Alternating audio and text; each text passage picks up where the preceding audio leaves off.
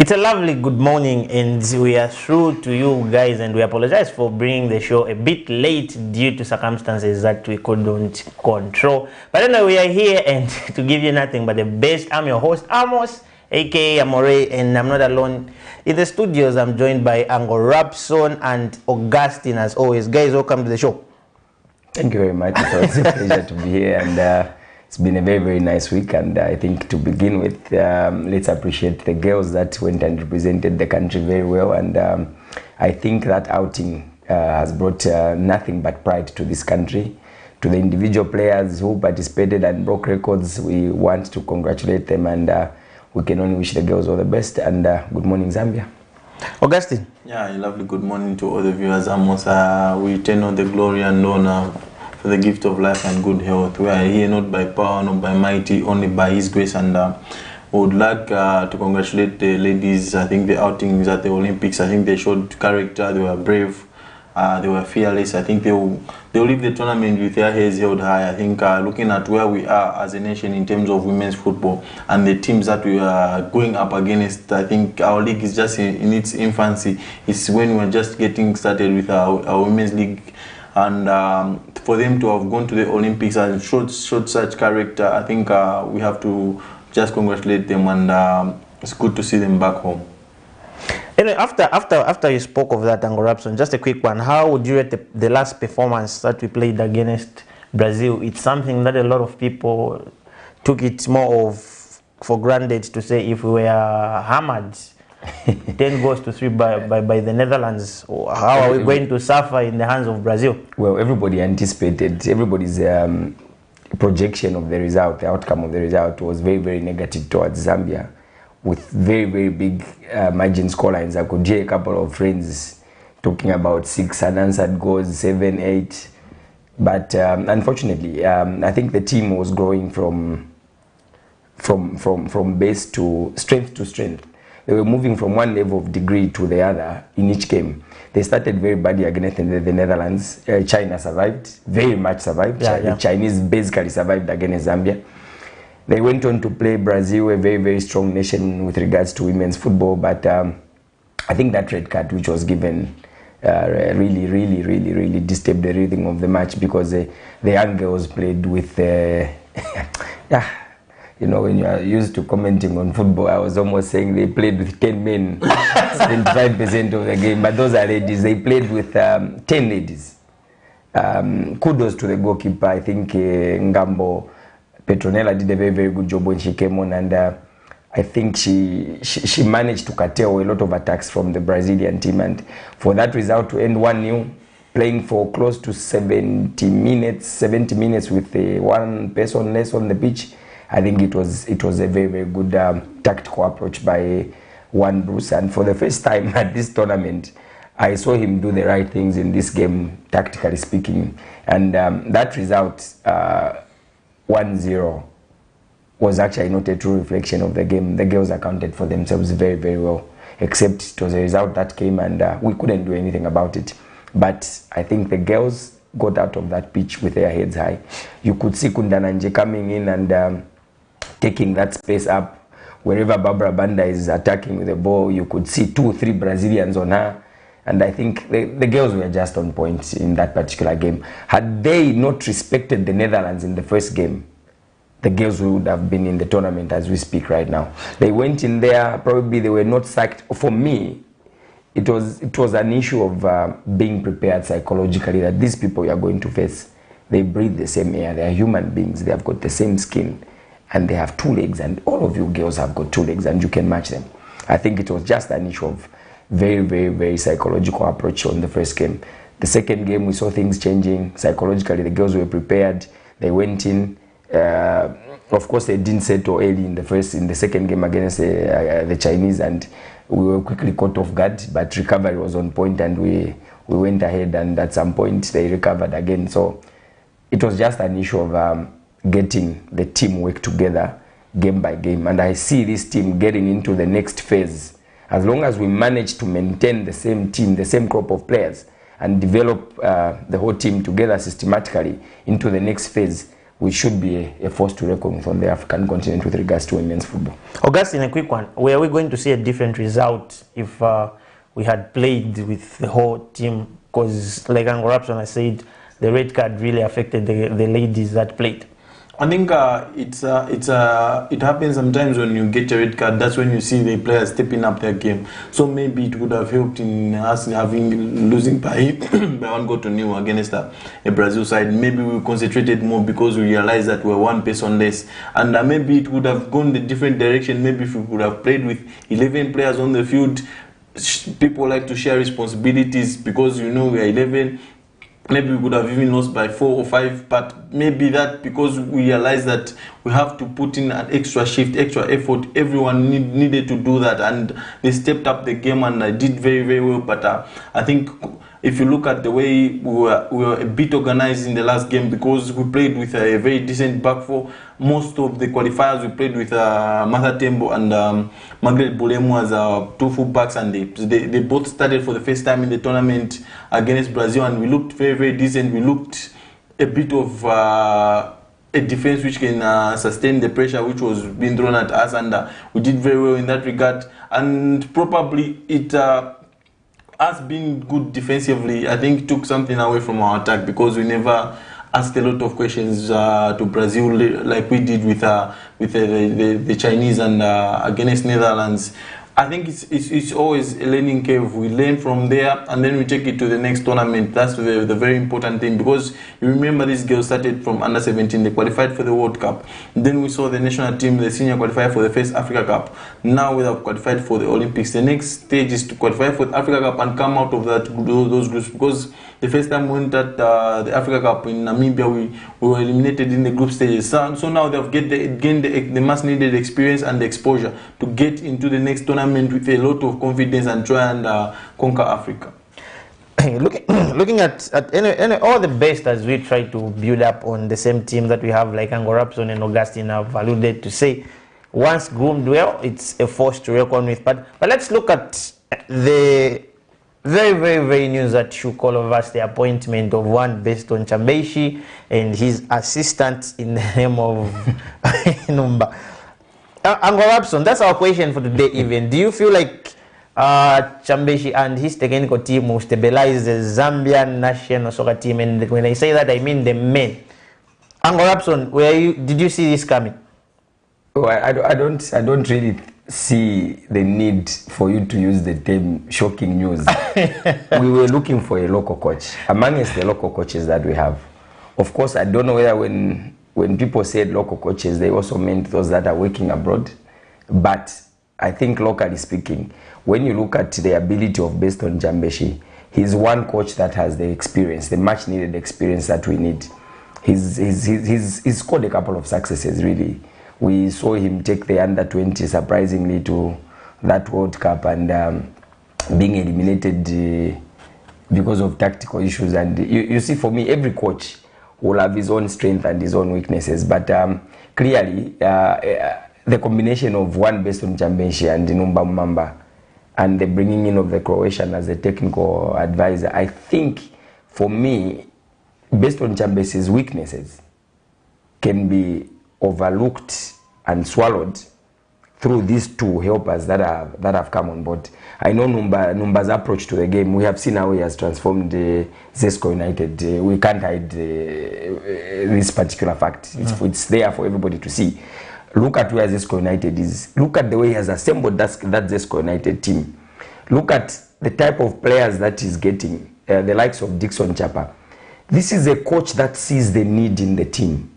He's seeing all the departments at club level. And if you have this kind of a vision being brought to the national level, you will see that very soon the players that will be playing in this national team, they will not be playing because of their names. We have seen how he has identified young talent, and young talent has redeemed him at club level. Of course, we need a bit of some experience at national level, but I think really that combination for me is good, and the 3 months that they've been given is good to probation. And I have seen those fixtures are tight, man. The fixtures, the assignment they have is very tight. If you look at the games that the fixtures, we'll come to the fixtures a little later.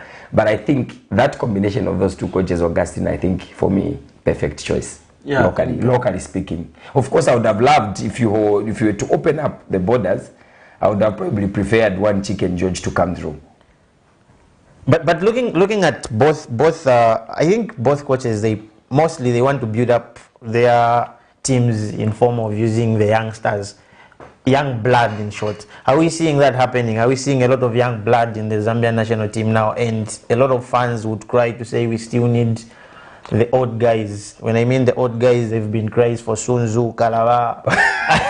But when you look at both coaches, mostly they look up to young players. I think it's going to be very, very interesting to see how they get to assemble their national team. I think first things first, I think we need to address the issue of the captain. Who is the national team captain? I don't know who is the captain to say tomorrow. Today is Kawaso Chongo. Tomorrow is Rambo Msonda. Then I think you need to address that. I think when he goes into that dressing room, you need to address a team of leaders. Who is going to be the first captain? Who is going to be the assistant? And then you address them in that regard. If he needs to have a house of leaders who back him for those on the field, because you do not go on the field as a coach. You need the leaders to be the coach that will be on the field of play. And looking at Quicksilver and Numbamba, perfect combination, I think. But the only problem I have is that these guys are attached to football clubs, so they will have a lot of work with their football clubs, and then they have little to identify players for the national team, because the national team coach needs to be going around and identifying the players that think they can come into the national team. But the problem is with Quicksilver and Numba, they'll be competing against teams in the league. They won't have time to start looking at players who are doing very, very well. And coming to Quicksilver, a lot of question marks have been raised regarding his tactical ability and reading of games. I think, yeah, every coach has got his own weakness, and if you look at the composition of the national team right now, you do realize that our biggest problem is defending. If I take you back to 2017, under Quicksilver, the under 20, which won the Africa Cup of Nations, they never had the best defense. So what did they do? They played to their strength, attack teams. I think, and you saw what happened when they were attacking teams. They were outscoring teams. That's how we win games. Quicksilver, it happens with Nkana. Nkana are not the best defensively, but they are good going forward and they're getting goals. If we can get that and bring it into this national team, maybe we will see a different national team. Maybe we will stabilize the team, because Zambia do not have good defenders. If you go around the league, we do not have those quality defenders who we think can stand to and come and compete at this highest level. So what do? We try and play to our strength. We try and attack teams rather than be defensive against teams. But looking at that, Augustine, so meaning once we build our defense, we are set and good to go. But Rapson, for you, how far do you think Chambeshi and the team will take us? When it comes to player identification, one Micho has done his job. He has gambled a couple of times with a lot of players, which gives Numba Mamba and one BESTON Chambeshi, one Quicksilver, a very, very simple task of picking from the ones that have been working with Micho. Because if you've noticed, what we've been lacking as a nation is basically a combination of the 11 players that we need to take up the mantle and represent the country very well. That has been the biggest problem. And that problem, it is because of the number of players that have gambled to play under Mitchell. But now when you look at the coming in of these two coaches, it's an issue of having a pool of players that are already identified and picking the best combinations. That is the only thing that we've been lacking. Like Augustine has alluded to, we are a nation that can wake up today and say, who's the captain of the national team? Everybody's going to have a headache. There's no leadership in that department. So it's basically picking from the same ones, grooming them, and just psyching them up.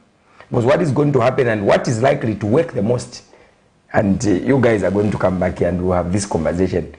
These qualifiers that are coming under these 3 months probation, I am seeing the game against Mauritania. I think the first game is against Mauritania, then followed by the Tunisian game. The Mauritania game, that is when people start clapping for BESTON Chambeshi and his technical team. We are probably, for me, if you ask me, that is a home win. Mauritania, if we can't beat Mauritania home and away in these qualifiers, we can as well forget that we are no longer a footballing nation. That is a fixture where I feel It's the a players bonus that are for going you. to be picked by BESTON Chambeshi, it's a matter of just psyching them up, allowing them to stop thinking about the culture that Mitchell left, and just giving them that pride to say this team, that the badge that you are wearing as a nation, as a player for the national team, it symbolizes the happiness of the Zambian people. And we are the ones that are responsible of putting that smile on the Zambian people. Once the players get to have that fighting spirit in them, I have seen a couple of players nowadays where they are playing soccer. They lose by probably 3. Okay, I'll give an example of one that I remember very well. You remember when BESTON Football Club beat Zanaco by 4-0 at Nkrumah Stadium? Players were walking out of the pitch. They are chatting and smiling.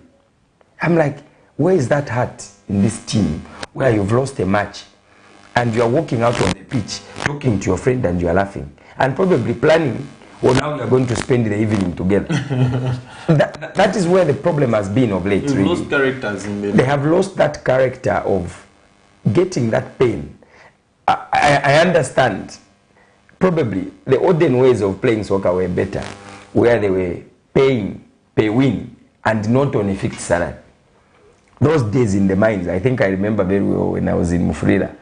That was a story. You are not on a fixed pay, you are just dependent on a winning bonus. And people were putting in effort. That is the type of character that we need in the national team. Those that feel pain, those that feel aggrieved when they lose. Once we have that character and the psychology is embedded, you psych the players to be mentally very, very strong. And that is the only assignment that Numba and Quicksilver have to do in those players. Once that is picked and it is well settled in the players, I see the game against Mauritania going away. Tunisians, I'll be very honest, against Tunisia, probably will have 1 draw and 1 loss.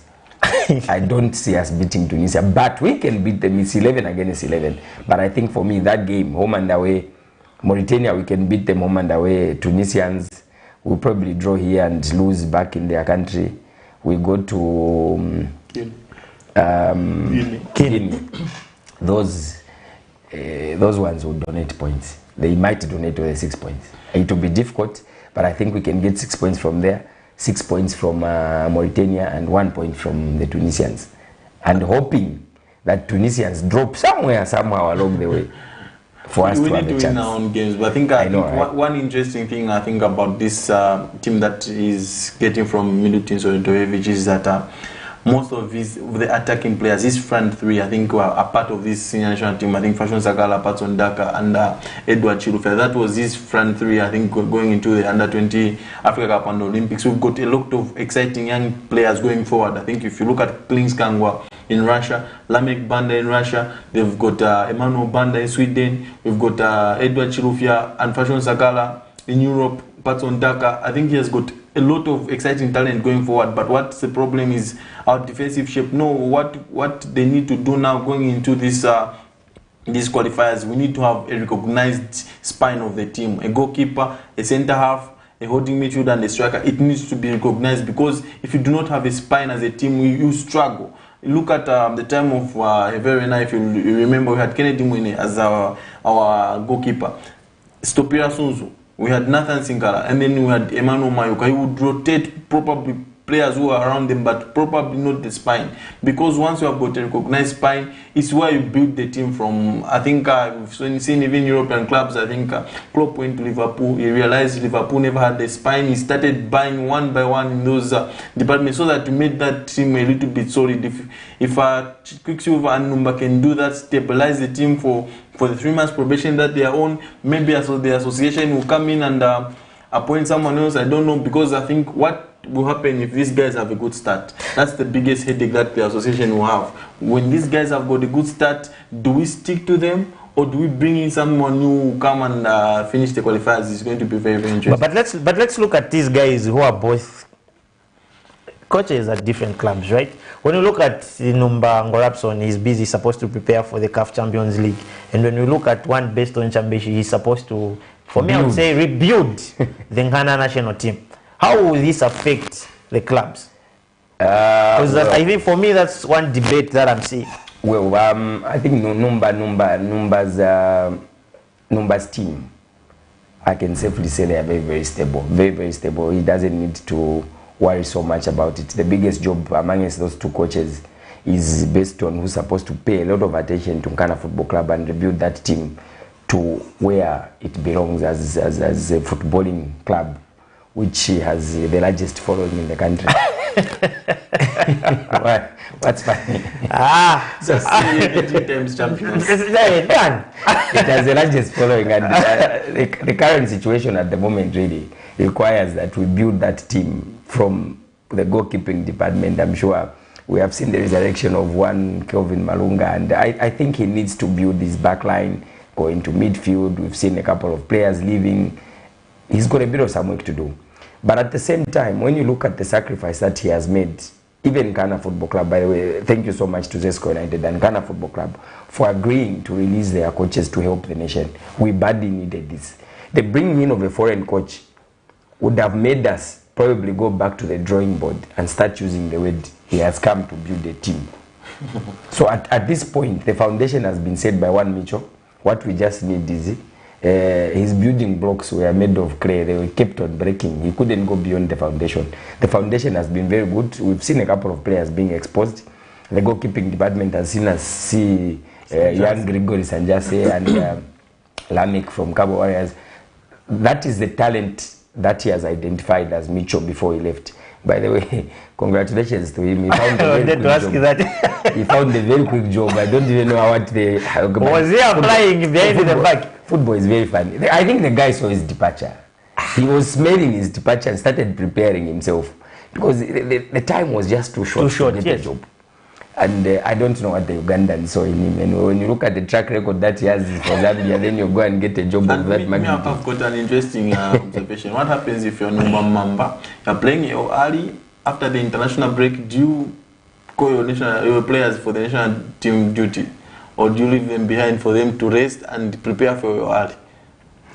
Well, we'll cross the bridge when we get there. But I think these players again, let's begin by understanding the type of fixtures that we see in Europe.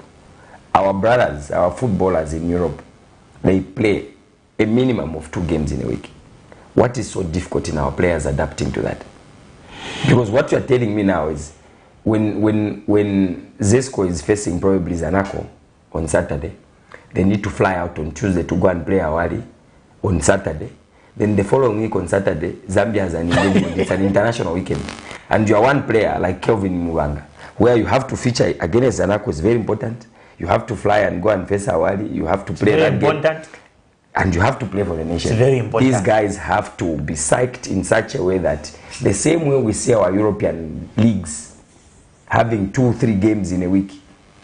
We've seen how December is in English football, where you play, I think it's about, you play about 5 games in 15 days, in 13 days. It's very possible you can. So it's just a matter of cycling. It's cycling these players. They need to understand. And you know, it's a situation where, you know, ice, it reconditions the body. Once we adopt those training methods, which I was very happy to see one person Dakar praising the training grounds of Leicester City, and they have got the perfect facility. The guy is coming from a club that has been participating in the Champions League, and they have been training and playing well as RB Salzburg. He goes and gets shocked of the training facilities. Perfect.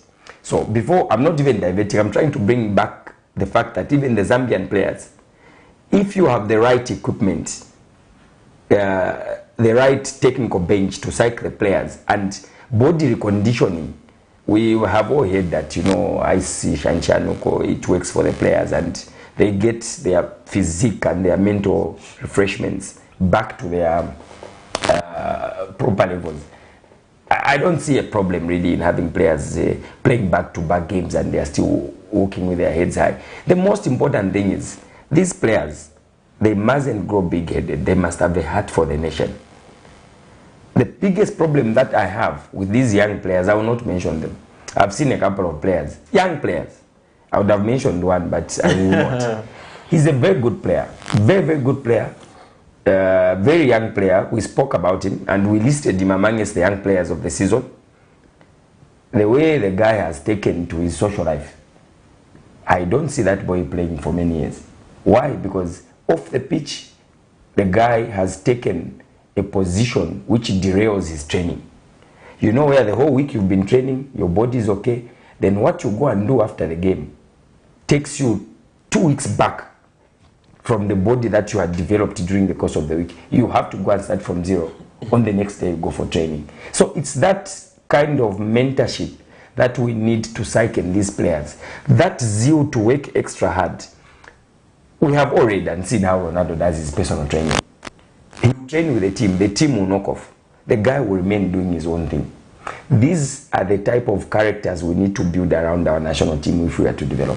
But I'm gonna, Augustine, let's look at the technical advisor who is Aljosa Asanovic. Any research that you've done on him? I think the only nice thing I've come across about him is that he was assistant to Slaven Bilic, who was at West Ham. That's the only positive I can pick. For me, the only positive I can pick is I think he has the right documents. Okay. Forget the football on the pitch. He has the right documents, and coming from the Croatian FA as technical advisor or technical director, whatever it was, I think he's bringing that experience that will help stabilize the players' minds. If he's going to come in the technical directorate and just manage that aspect properly and assist, because a combination of those three really. This other one is very good with paperwork. We have seen his papers. His papers are very good, by the way. Nothing to do with football. Very little to do with football on the pitch. But his documents speak volumes with regards to the role that he has that he used to have before he was released by the Croatian FA. He'll bring in that experience. And for me, really, sometimes it's not always important to bring somebody with a lot of experience. The biggest problem that we have as a nation as well is we want to question credentials of anybody who has been engaged. I'll give you one example. And this example happens to all of us. When you just finish your education at university, you graduate, you become a degree holder. Every job advert you see, what is the limiting factor that you see there? Minimum of 5 years working experience. So where are you going to give these fresh graduates experience? This same discussion is the same discussion that you will recall that we had during the course of the week on coaches. It's because all these coaches, all these clubs, they all want to lean to experience. What happens to those coaches that graduate with CAF A, but they've never coached a Premier League team? Are they going to be accepted to go directly to a Premier League team? The answer is no. Everybody's going to ask for experience. So let this Croatian come and gain experience here. I'll give you one example. This is a very good training ground. We had Mr. Whiteshirt, our coach, Mr. Whiteshirt. His history was not very rich. But we gave him the exposure, we gave him the freedom, and here we are. Very happy.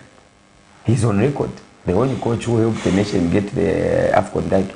Looking at what you said, Dango Rapson, concerning where will you get someone with a lot of experience, and we were just discussing amongst ourselves, looking at why is it that many coaches are just rotating in the Zambian league. We just have one and the same faces. Is it because of the same issue to say they've got vast experience and these upcoming coaches don't? Augustine? I think the problem with Zambian football is that we always trust the same people. Whether they're losers or not, we just trust them. I think, to me, let's take a good example. The Chambeshi coach right now is Elijah Chikwanda. How many teams has he put in trouble in the Zambian Super League?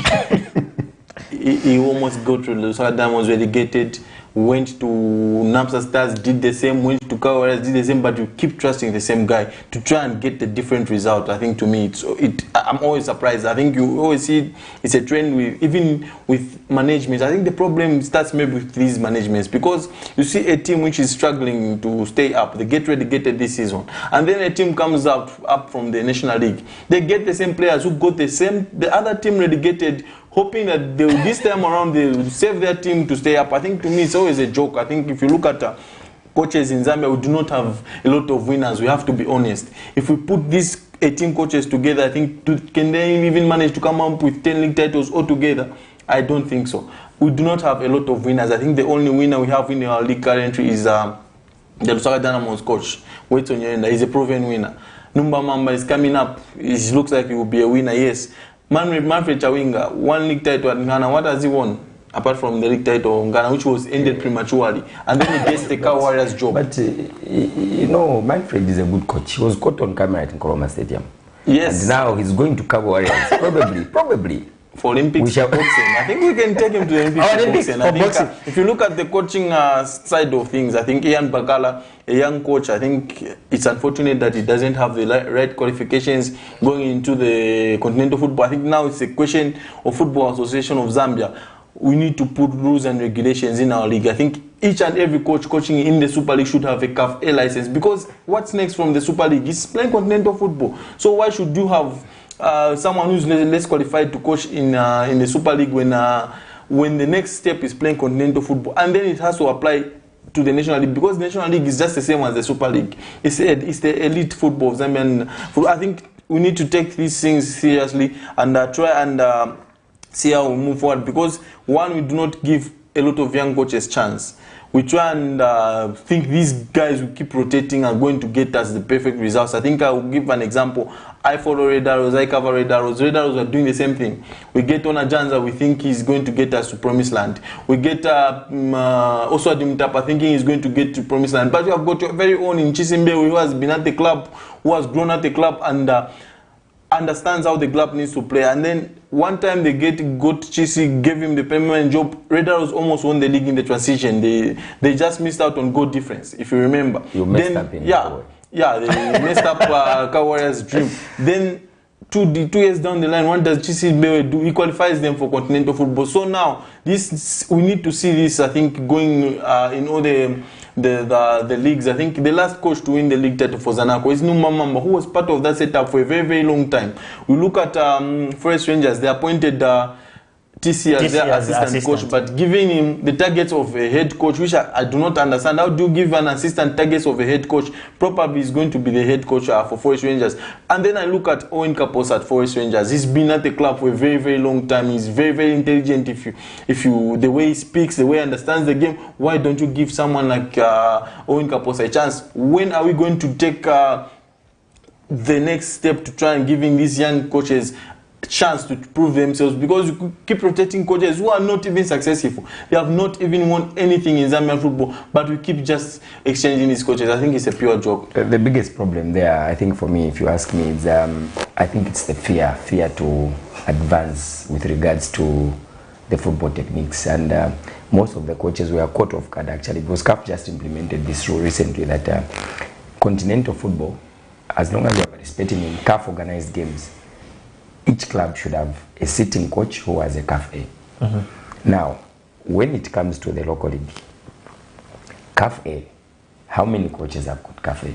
Probably that's the reason why you are seeing these people just rotating around, because they are not too many. Manfred Chawinga, lucky to have it, is going to Cabo Warriors. It's probably not a choice that Cabo Warriors would have made had they had too many options. Ian Bakala, he should just upgrade himself. He's a young coach. He was given the chance to be head coach at Cabo Warriors. The rule came in, he was caught off guard. Unfortunately, he has to be relegated to being first assistant. Why? Because of the document. So these young coaches as well, if only they can invest in their personal growth with regards to these new techniques and these licenses that are all over, it will be very, very important. I am not very sure about Red Arrows, whether Chisi has CAF A, or they have to find the coach who has CAF A. So you see all these, and you know, when, for example, in an event that he doesn't have it, I'm yet to confirm, I'm not saying anything.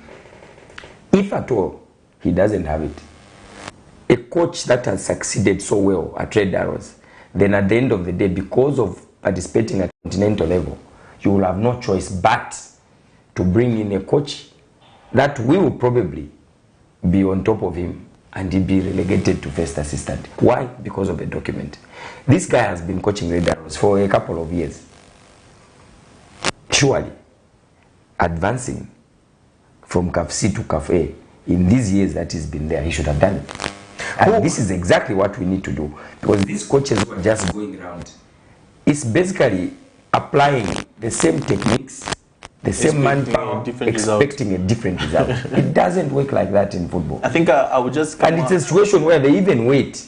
This one is fired here, they start waiting for that one to be fired, then they just exchange. Exactly. A good example is Mitchell. I think let's take a good example of people that have stuck to young coaches, and we've seen good results. I think we need to applaud Nkwazi. I think the way they have been playing, I think Makinka is someone who has been overlooked in the Zambian league, but what he has done at Nkwazi Football Club, I think is tremendous. He's got one of the former strikers as his assistant. They've got people who understand the football club, and you can see where Nkwazi is. I think they're just 3 points away from a continental place. They have moved from that team which was always fighting relegation. Look at Mwina Chipepo.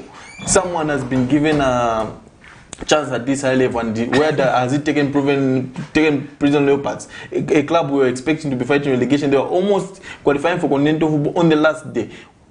He almost saved Indeni Football Club. I don't know how it will go with a ruling, but almost saved Indeni Football Club. I think it's going. But at the same time, you can also change to say he's a very, very good coach. Exactly. And he has taken the team to Eden. No. Most likely to be like that. I think, yeah. But for me, but when you look at the way our teams are preparing for continental football, we saw yesterday, I think Coach Takatiko finally left on neutral grounds. You know this leave, when you go on leave, the next thing is Coach Takatiko. You negotiate. So Coach Takatiko is available on the market. Others will see potential in him, they'll get him. So we've got a couple of coaches that are roaming the streets, and trying to every vacancy that they can apply for. We saw NAPSA Stars also mutually parting ways officially with Muhammad Fati, and Fati is also available in the market. And one, Chintu Kambamba, hasn't been given that role as head coach. We saw the advert being advertised to say NAPSA Stars is looking for a coach. So even NAPSA Stars is looking for a coach that can bounce the team back to the Premier League status. So it's instead of focusing on player transfers, there's a lot of confusion on the technical benches of these teams because prior to the coming of the season. And the season is just kicking off very, very soon. Yeah. But Uncle Rapson, when you look at all this, who is to blame? The clubs or the coaches themselves for not advancing? Because like you've said, I loved the example that you give. Like, let's look at teams like Red Arrows, for instance. They've qualified. Yes. And there's a mandate that's needed for you to play continental. And then there is Muhammad Fati. Who has it? Augustine.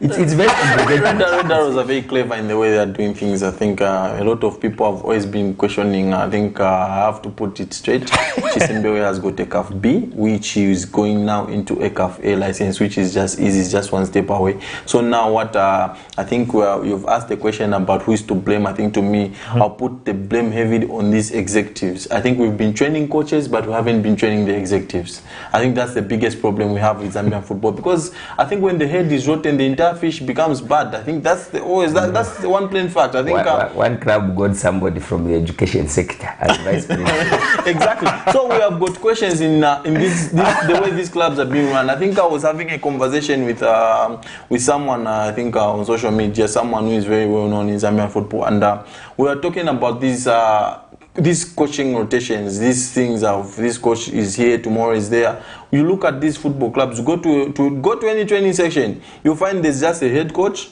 the goalkeeping trainer, and the assistant coach, 3 people in the technical department, only these 3. And then they have got team doctors who make the bench look a little bit healthy. But you look at the backroom staff, how many people does Pep Guardiola have? He's got a video analyst, he's got a physical trainer, he's got maybe 1 first, second, and third assistant. He's got someone who is in charge of set pieces. I think we do not invest in the technical side of the game. We just think only the coach is the only important piece in terms of where the clubs go forward. But if you look at the way the Europeans respect the technical side, they've got a very big backroom staff to try and support the coach, because the coach will lack in certain areas and you need backing. You look at Zambian clubs, it's different. Look at match day on a match day, a team traveling from Copper Belt to Lusaka or Lusaka to Copper Belt, how many ex-Cop members will travel on that bus? There will be more than the team which is playing, more than the technical bench which is going to be calling the shots. You have got a lot of ex-Cop members than the people who are really doing the tough side of the game, the coaches who are trying to get the message to the players. Because ideas, I think you need to have a lot of brains for you to try and succeed. But you look at our technical benches, they are very slim. I think we need to invest there. A lot of young coaches that have done CAF licenses. I think Zio Tembo was doing a CAF D. You need to attach them to these football clubs. Yeah, you need to have a healthy technical bench to try and have different ideas, not just the coach and the assistant. Maybe you have got the coach and the assistant is the one who goes to warm up the players. It's a shame. Like, I think we are reaching that stage where we are calling ourselves a professional league. I think we need to do more. Look at Pitsu Musimana Teoali. How many supporting staff does he have behind him? A lot. I think he cannot do all the job, so you need someone to do something for you. There will be someone, a guy who will be doing opponents watch. Today we might be playing Kito United, tomorrow we're playing Ghana. You need to have someone who will do opponents watch, who will be watching Ghana and bring you a report to how does Ghana set up, how Ghana attack us. We need to invest in such area. And we are hopefully that these guys who are on the market and have the credentials that the continental football needs, like one Mr. Takatiko. Before we move away from the coaches, one other thing that is very critical, I think, in this discussion that we're having is the investment in education with regards to sports management. Very critical. This is the more reason why this country has never produced a coach who has gone ahead to coach the national team. Of course, I think with the exception of these coaches going outside Zambia to go and coach clubs in those countries. I think if my memory serves me right, correct me if I'm wrong, tell me a Zambian coach who has ever coached a national team outside this country. I think if I remember, is it Ben Bafchide? Botswana. Was it Botswana? Yes, Namibia, Botswana. Yeah. That is just one record. Ben went to Botswana, coached the national team. I think was it Botswana or Botswana? Namibia. He qualified them to Africa Cup. Yeah. And he took them to the Africa Cup. When you look at what we are doing now as executives that are managing clubs, the investment is not so much in the coaches. Why? Probably they have a misconception that when they invest money in this coach, the next thing is if he doesn't perform, we will fire him. He's going to go with the knowledge that we have invested in. Probably that's the kind of thinking that they have. When we put money in this coach, he loses 5-6 games in a row. You are going to forget the money that you have spent on that coach. The next thing you are going to say, we don't need these results, we need a different coach. It's having a long-term plan. Once you invest in education, in sports management, and have a coach, give him deliverables that are in the long run. Even these coaches, you know that you can have a deal with them to say, we are taking you to this school. In an event that you don't perform, you own them, you can own their rights. You can agree to say, okay, we'll allow you to go and have soccer experience elsewhere, while else we bring in someone else. But we have the right to recall you because this is what our agreement is. It's all about agreeing. Investing in the coach. We saw that with Mamelodi Sundowns, the way they did with Pitsu Musimana. They invested heavily. And I think the president was on point to say, we're investing so much in Pitsu Musimana so that we can reap the benefits as a country, South Africa. And they won a Champions League during his time and you know, at Sundowns. Like you have said, South Africa is proud of Pitsu.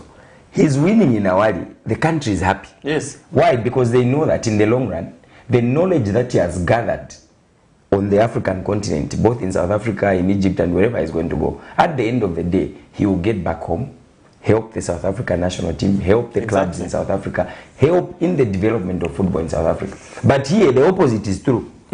When someone is succeeding, you even start throwing spanners. Instead of being happy, look at the pride that Chicken George is bringing to this country. Azam is almost a force to reckon with in Tanzania now. Qualified for continental football. Yeah, and Chicken George will be playing continental football not with a Zambian club, but with a Tanzanian club. So that is and he's picked quite a lot of players from Zambia. I think he knows that he needs people who are loyal up and there, like Roger Kola. So in short, it's just the investment that needs to be pumped in. Very critical. Exactly. Very And having confidence in young coaches. I think to me, if you tell me you have to apply for this job, you have to have 5 years experience. Every company tells me 5 years experience. Where will I work? You will never have it. That's the question. Where will I gain that 5 years experience? We need to have confidence in these coaches, give them a chance, and then you see that 5 years experience. Let's take a good example at Ian Bakala. He was at Lusaka Dynamos. Lusaka Dynamos were struggling. Remember, they were struggling. Then he came in and changed the face of Lusaka Dynamos. They went on an unbeaten run. I think it was 10 games and unfortunately, just after that unbeaten exactly. run, Then they decided to bring Wetson on top of him. Yes, he won them the Barclays Cup, fair enough. But Ian Bagala did a very, very good job. I remember Wetson Nyirenda was at GBFC. He left them struggling. Who did they enter into? Their very own Buton Musona to get them out of trouble, and they had to survive on the final day of the season, GBFC. From there, Buton Musona qualified GBFC to a couple of continental outings, I think. So you need to realize it's all about giving someone a chance for you to get to the next step. I think if these young coaches do not get the chance, it will still be changing this Manfred Chavinga from here to there. So in short, certain coaches just use their previous success. Exactly. I think we've seen it. I think it's an issue of playing names at the moment, and you see that we have got like Augustine spoke about Makinka Tinkwazi. When you look at how the club has developed, where it was and where it is now, with less investment, with close to zero investment, close to zero investment, they're just Nkwazi just gets basics. These are the basic requirements. Go and play, represent the police. But the guy has the executive has had faith in the guy. He's been at the club for a couple of years. If you look at his technical bench, he's backed up by one former international player who's been at Nkwazi for a long time. Is it Kigan? Kigan, yes. He's been there to assist Makinka. And when you see that combination of those two young coaches, they have developed so well. And this is the same thing that needs to happen. Ian Bakar was given the chance. He's moved to Cabo Warriors. He's developing perimeter. Unfortunately, he quickly saw the exit door at Power Dynamo. But those are the young coaches that we need. They have fresh ideas. They have that zeal. They can pump that anger in the players. And we've seen when you go back to the old schools, you see a coach, even to stand for 10 minutes to give instructions, the man needs to take a seat. But that's the one that you want to say, this is my coach.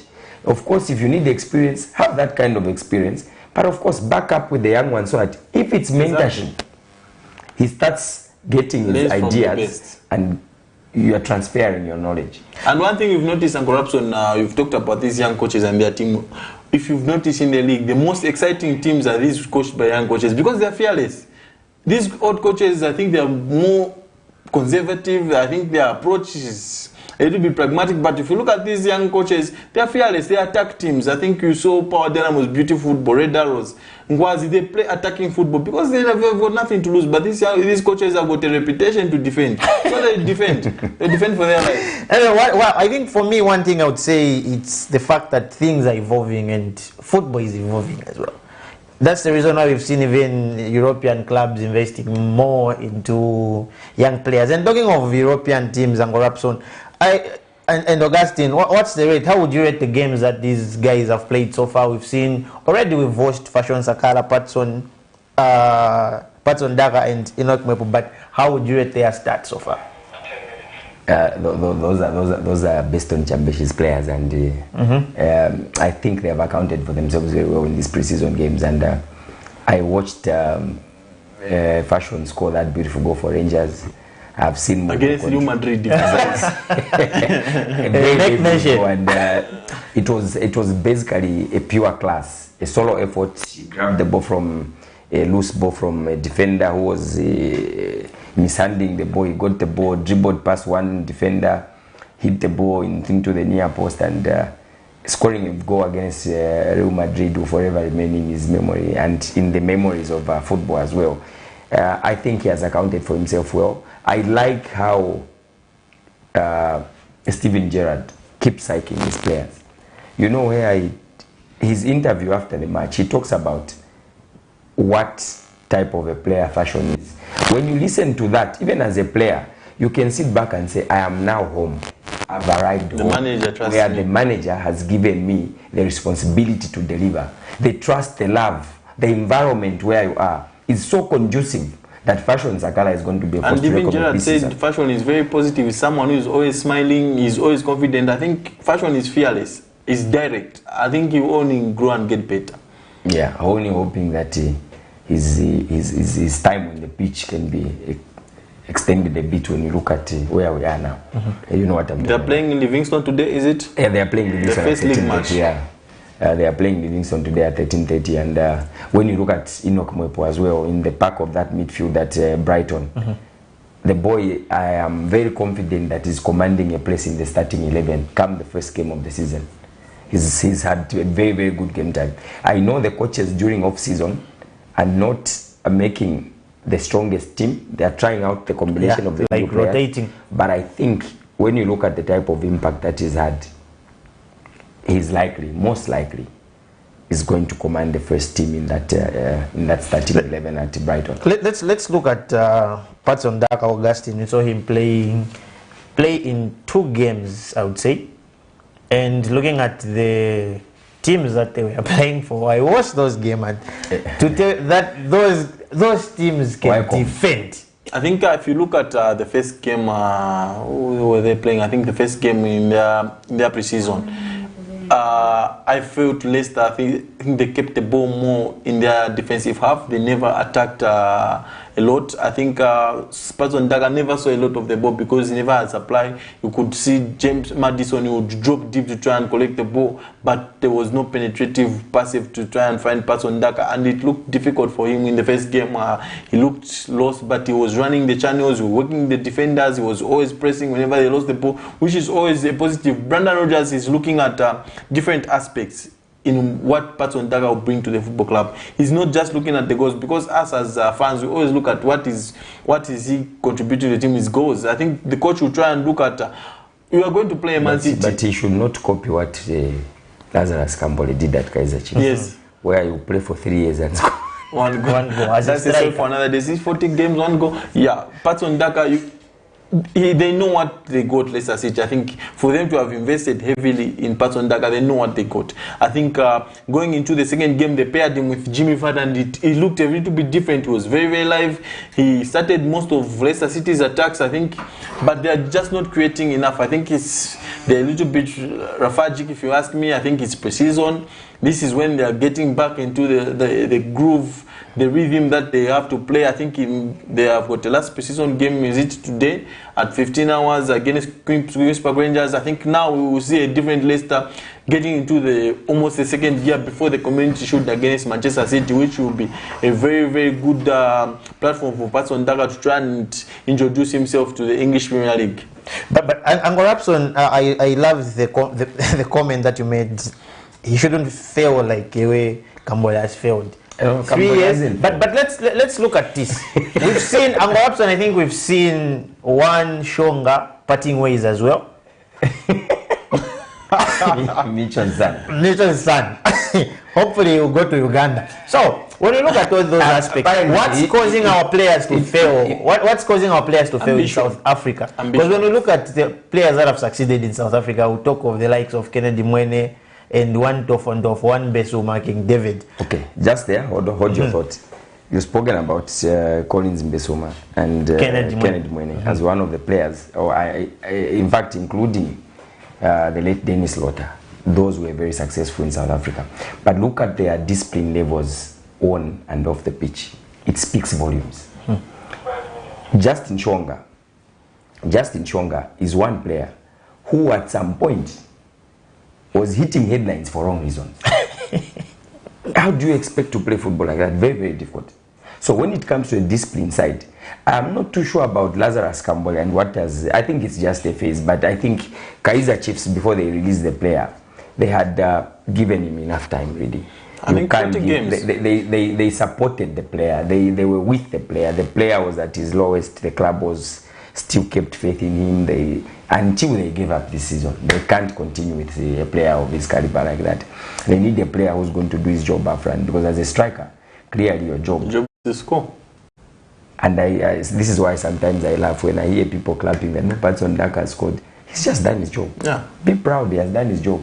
And the one interesting part I've realized, European teams would rather you have got discipline off the pitch than on the field. Yes, I think because it's very, very critical off the pitch. I think what you do off the pitch will translate to what will happen on match days. We've seen players like Balotelli, they were indisciplined on the field, but off the pitch they were disciplined, and then they played some good football. Once you start being indisciplined off the field, I think it becomes a problem. Like Uncle Rapson had said, you go into training putting 100% and then you withdraw 90% going into the next match day. I love the fact that you brought up one Balotelli. You know, Uncle Rapson said something.